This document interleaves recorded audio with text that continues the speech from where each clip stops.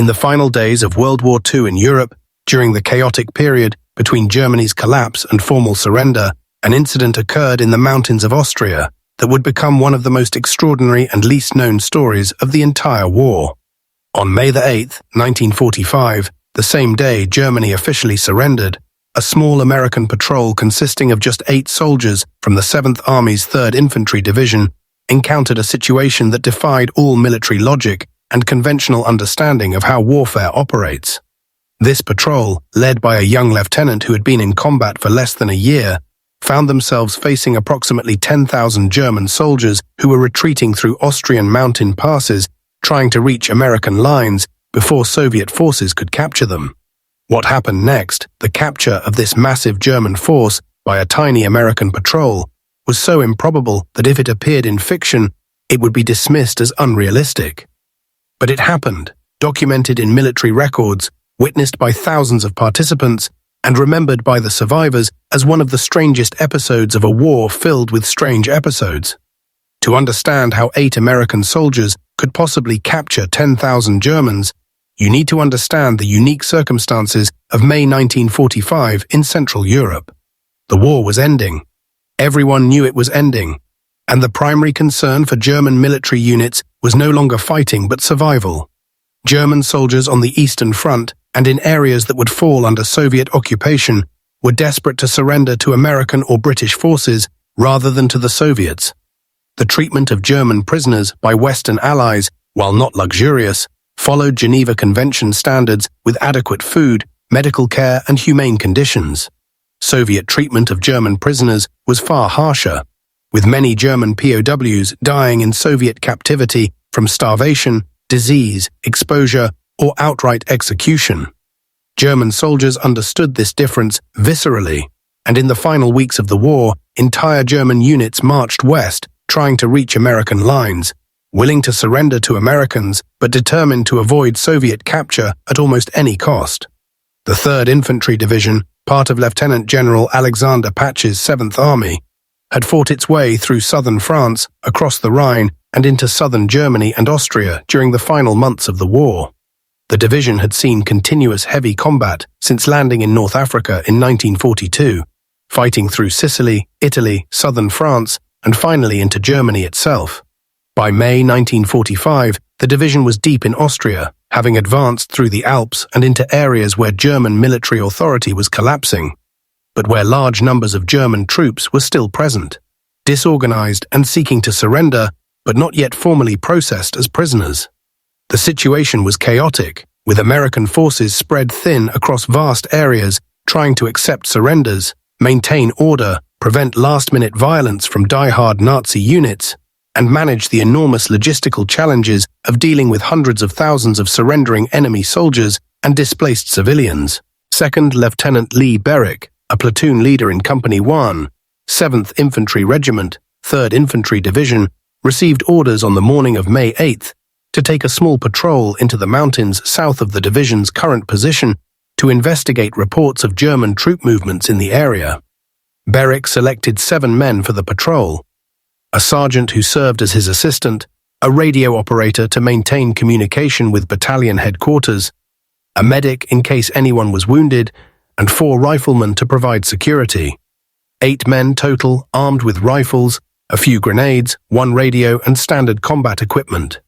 The patrol was supposed to be a reconnaissance mission, observe any German forces in the area, report back on their location and strength, and return to American lines.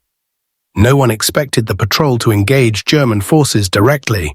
Certainly no one imagined they would encounter 10,000 Germans, and absolutely no one could have predicted what would actually happen. Berwick and his patrol moved into the mountains on foot, following mountain roads and trails that wound through steep valleys and over high passes. The terrain was spectacular, classic alpine scenery with snow-capped peaks, green valleys, and clear mountain streams, all of it looking peaceful and beautiful in ways that seemed completely disconnected from the war that had raged across Europe. The patrol moved cautiously despite the apparent peace, aware that not all German units had received surrender orders and that isolated groups of fanatical Nazis might still be willing to fight. The men were tired, worn down by months of continuous combat, looking forward to the end of the war, but not quite able to believe it was really over until it officially ended. They moved through the mountains, watching for threats, following their training, doing their jobs as they had done for months. As the patrol climbed toward a high pass, they began encountering individual German soldiers walking along the road, heading west toward American lines. These soldiers were unarmed, looked exhausted and defeated, and showed no inclination to fight. They nodded to the Americans as they passed, some raising their hands in surrender gestures, others just trudging past, focused on putting one foot in front of the other. Beric and his men watched these Germans warily, but didn't stop them or try to take them prisoner. Understanding that rounding up individual surrendering Germans wasn't their mission and that these men were clearly heading toward American processing points on their own. The number of individual Germans increased as the patrol climbed higher.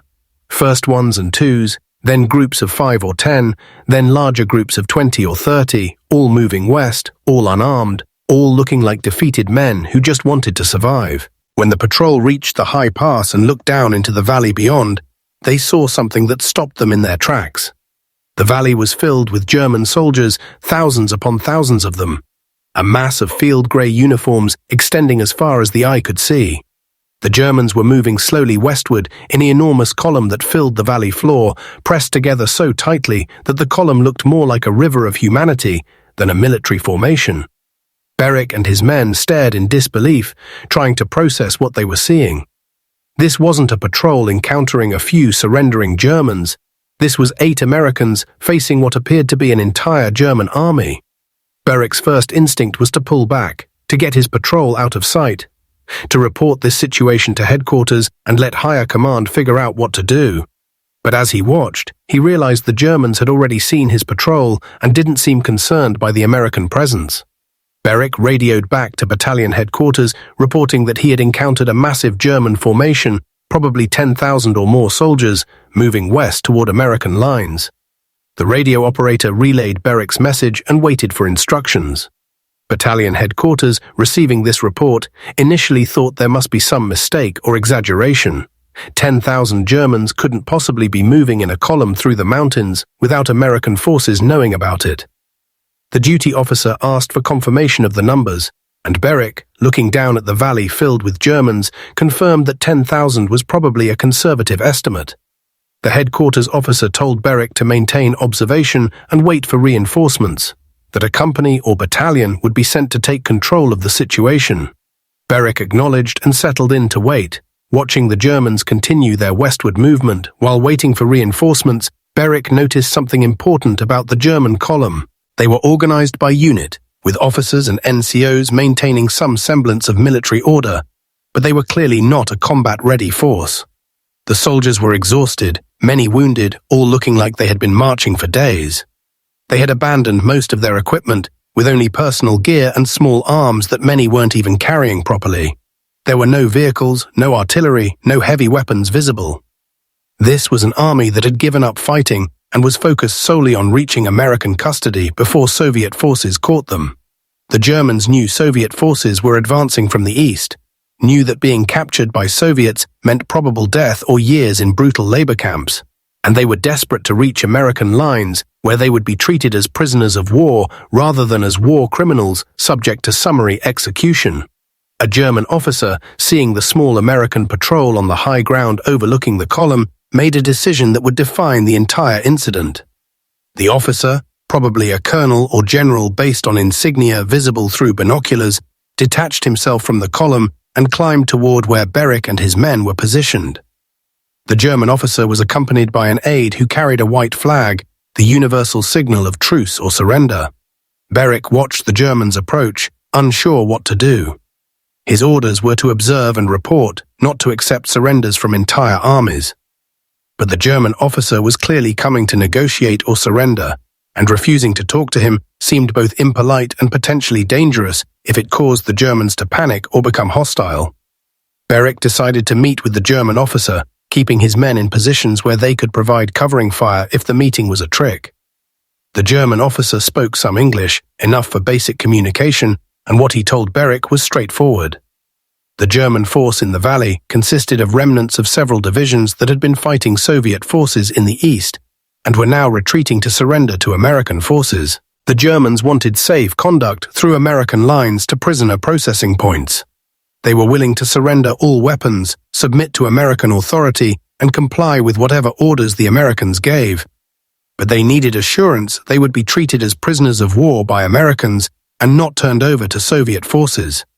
The German officer was direct about his motivation. His men would rather die fighting than be captured by Soviets. But they would surrender peacefully to Americans if guaranteed decent treatment.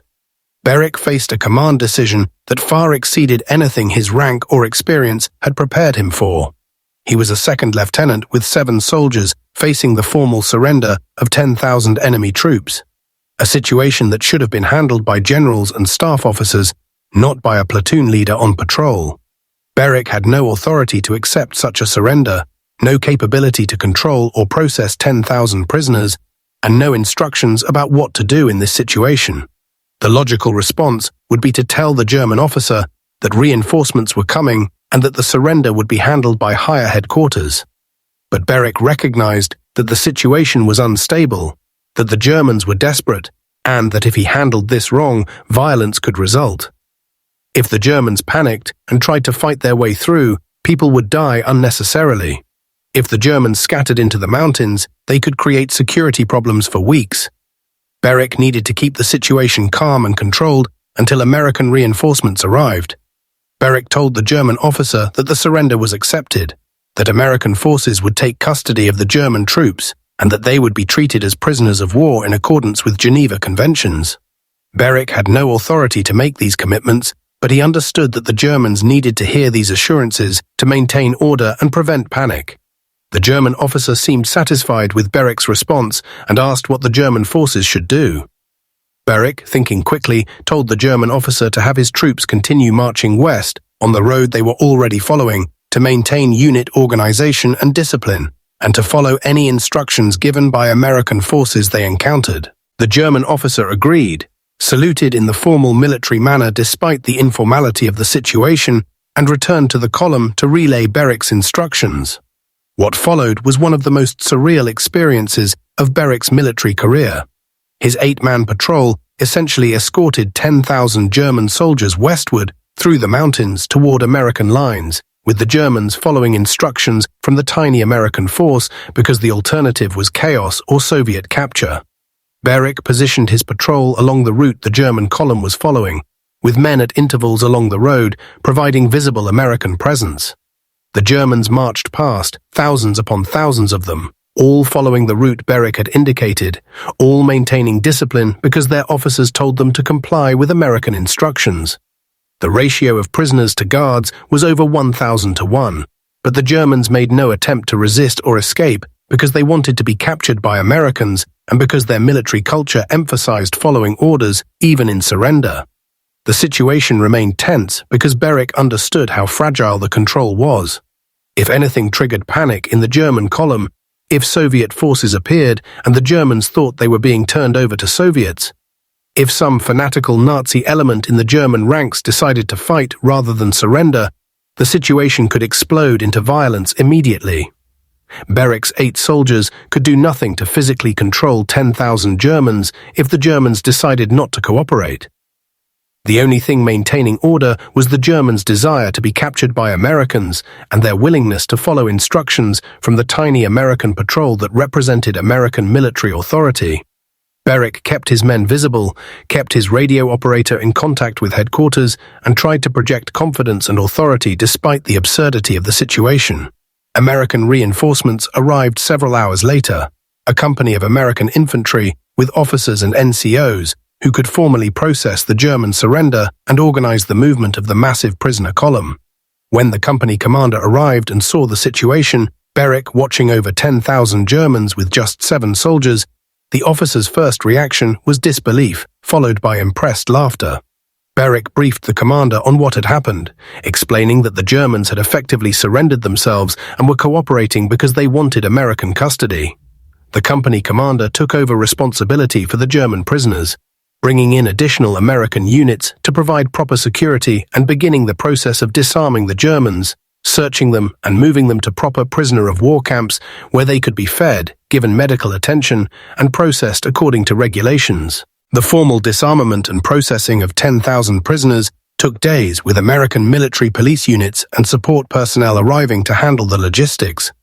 The Germans formed long lines, turned in weapons and equipment, received initial processing including registration of name and unit, and were loaded onto trucks for transport to POW camps deeper in American-controlled territory.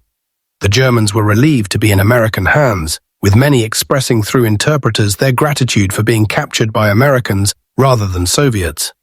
Some German soldiers told American guards that they had marched for over a week, covering over 100 miles through mountains, abandoning equipment and going without adequate food, all to reach American lines before Soviet forces overtook them. The desperation that had driven this march explained why the Germans had been so willing to cooperate with Berwick's tiny patrol. The incident was reported up through military channels, with Berwick's patrol being credited officially with capturing 10,000 German soldiers, a prisoner capture ratio that was certainly the highest of the war and probably the highest in military history. The record drew attention from reporters and from military historians who wanted to document how such an improbable event had occurred. Berwick gave interviews describing the incident, always emphasizing that the capture had been possible only because the Germans wanted to be captured and because they had maintained military discipline even in defeat. Berwick was modest about his role, noting that he had simply been in the right place at the right time and had made reasonable decisions about managing an extraordinary situation. The army awarded Berwick a Bronze Star for his handling of the surrender, recognizing that his judgment and leadership had prevented potential violence and had resulted in the peaceful capture of a massive enemy force. The 7 men in Berwick's patrol also received recognition, with several receiving commendations for their performance during the incident. The patrol members told similar stories in later years about the surreal experience of watching thousands of German soldiers march past while 8 Americans pretended to be in control of the situation. One soldier recalled feeling terrified that something would go wrong, that the Germans would realize how few Americans there were and would either panic or attack. Another remembered the absurdity of trying to look authoritative while standing by a road watching an endless column of enemy soldiers walking past. All of them emphasized that they had been lucky, that the circumstances had been unique, and that they would never have been able to capture 10,000 Germans under normal combat conditions. The German officers who surrendered to Berwick's patrol were interviewed by American intelligence officers who wanted to understand German decision-making during the final days of the war. These German officers explained that by early May 1945, the only goal for most German military units was to avoid Soviet capture.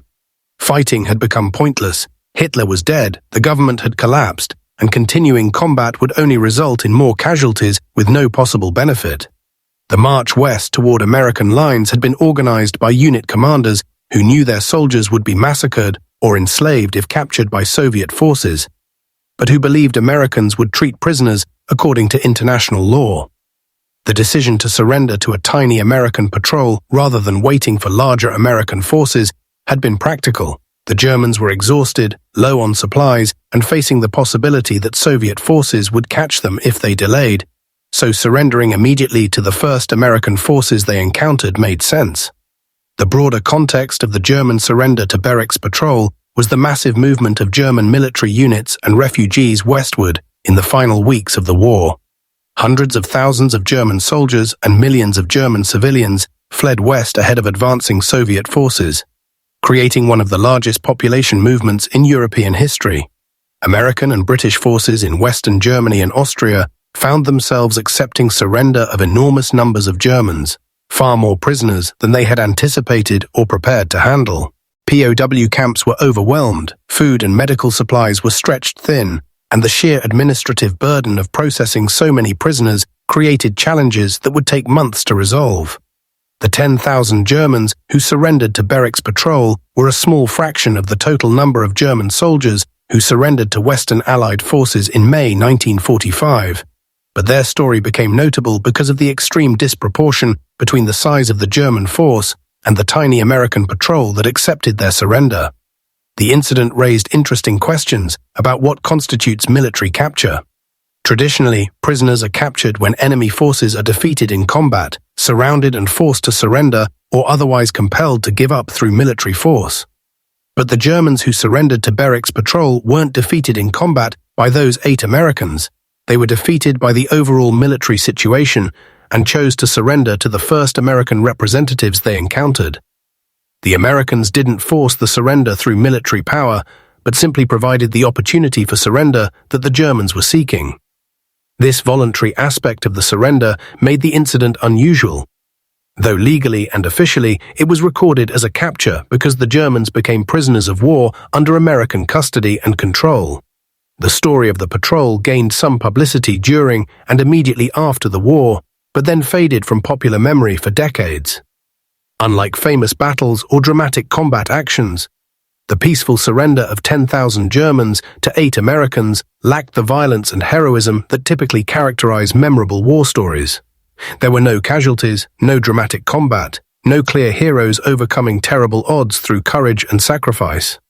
Instead, there was an odd situation handled competently by a junior officer who made reasonable decisions and was fortunate that circumstances allowed those decisions to work. The story was interesting as a historical curiosity, but didn't fit the narrative patterns that typically make war stories memorable and enduring. Berwick himself returned to civilian life after the war and rarely discussed the incident except when specifically asked about his military service. He had served honorably for several years, had seen considerable combat before the patrol incident, and had been decorated for various actions throughout his service. The surrender of 10,000 Germans was just one episode in his war experience, though certainly the most unusual. Berwick lived a long life, passing away in the early 2000s, and in interviews late in life he maintained that the incident had been overhyped, that he had simply been doing his job, and that the real story was the desperation of German soldiers in May 1945 who would do anything to avoid Soviet capture. The broader historical significance of the incident relates to the end-of-war chaos in Europe and the complicated three-way dynamic between German forces, Western Allied forces, and Soviet forces. The Western Allies and Soviets were allies fighting Germany, but they had very different war aims and very different approaches to dealing with defeated Germans. Western Allied policy emphasized transition to peace, reconstruction, and integration of defeated Germany into a new European order. Soviet policy emphasized punishment, reparations, and prevention of any future German threat through thoroughgoing destruction of German military and industrial capacity. German soldiers and civilians understood these different approaches and made rational calculations about which forces they preferred to surrender to. The mass westward movement of Germans in May 1945 reflected these calculations. The incident also illustrated the professionalism and discipline that characterized military forces on all sides, even as the war ended. The German soldiers who surrendered to Berwick's patrol maintained unit organization and followed orders from their officers, even though the war was lost and further military discipline served no practical purpose. The American soldiers in the patrol behaved professionally, following their training and orders, treating the surrendering Germans correctly, even in circumstances that no training had prepared them for. The mutual respect between professional soldiers, even enemy soldiers, allowed the surrender to proceed peacefully when chaos or violence could easily have resulted. This military professionalism was a product of training, culture, and leadership that persisted even when the organizational structures that created and maintained it were dissolving. The question of whether Berwick's patrol truly captured 10,000 Germans, or whether the Germans captured themselves with the Americans simply accepting surrender, is ultimately semantic, but it points to interesting aspects of military operations and record-keeping. Military services track and record captures, crediting units and individuals with prisoners taken, and these statistics become part of unit histories and individual service records. By the official standards used, Berwick's patrol did capture 10,000 Germans because those Germans became prisoners in American custody as a result of Berwick's actions. That the Germans were willing prisoners who wanted to be captured doesn't change the official record, though it certainly changes how we understand and interpret that record. The incident has been cited in military education and training as an example of how junior officers need to be prepared to make decisions beyond their pay grade when circumstances require. Berwick faced a situation that should have been handled by much senior officers, but wasn't because the situation developed faster than reinforcements could arrive. He made decisions that technically exceeded his authority, but that were reasonable given the circumstances and that produced good outcomes. Military leadership training uses such examples to illustrate that rank and position define normal responsibilities, but that in unusual circumstances, leaders at any level may need to act decisively without waiting for permission or guidance from higher authority. The key is making reasonable decisions based on available information and understanding of the mission. The story also provides insight into the mentality of German military forces in the final days of the war. These were professional soldiers, many of them veterans of years of combat, who understood military realities and who made pragmatic decisions about survival. The Nazi ideology that had motivated Germany's war had collapsed. Hitler was dead, the government was gone, and continuing to fight served no purpose except to die for a lost cause. The German soldiers who surrendered to Berwick's patrol were not cowards or traitors in any military sense. They were professionals who recognized that the war was over and that their duty now was to survive and eventually return home to help rebuild their defeated country. The decision to surrender to Americans rather than Soviets was a rational calculation about which captors were more likely to allow that survival and eventual return. The incident became a minor footnote in the extensive historical record of World War II, occasionally mentioned in histories of the Third Infantry Division or in accounts of the war's final days, but never achieving the fame of major battles or dramatic military actions. This relative obscurity is perhaps appropriate because the incident was fundamentally undramatic, a peaceful surrender handled competently but without heroics. Interesting primarily because of the numbers involved, rather than because of any particularly noteworthy actions by the participants. Nevertheless, for the 8 men in Berwick's patrol who spent several hours watching 10,000 German soldiers march past while pretending to be in control of the situation, the incident remained a vivid memory and a good story to tell, an experience so unusual that it hardly seemed real even to those who had lived through it. The ultimate lesson of the incident is perhaps about the chaos and unpredictability of war's end, when established structures and procedures break down, when normal rules don't apply, and when individuals find themselves in situations that no one anticipated and for which no one prepared them. Berwick and his 7 soldiers handled their situation well, stayed calm, made reasonable decisions, and achieved a good outcome. They were fortunate that circumstances allowed their decisions to work, that the Germans cooperated, that reinforcements arrived before anything went wrong. In different circumstances, with different participants, with small changes in timing or in decisions made, the incident could have turned violent or chaotic. But it didn't, and the result was one of the strangest captures of prisoners in military history. 8 American soldiers accepting the surrender of 10,000 Germans who wanted nothing more than to become American prisoners and to avoid the fate that awaited those who fell into Soviet hands. The mathematical ratio of 1,250 prisoners per American soldier will almost certainly never be matched in military history, a record that stands as testament to the unique circumstances of May 1945 in the mountains of Austria, when the war was ending and everyone involved was just trying to survive the transition from combat to peace.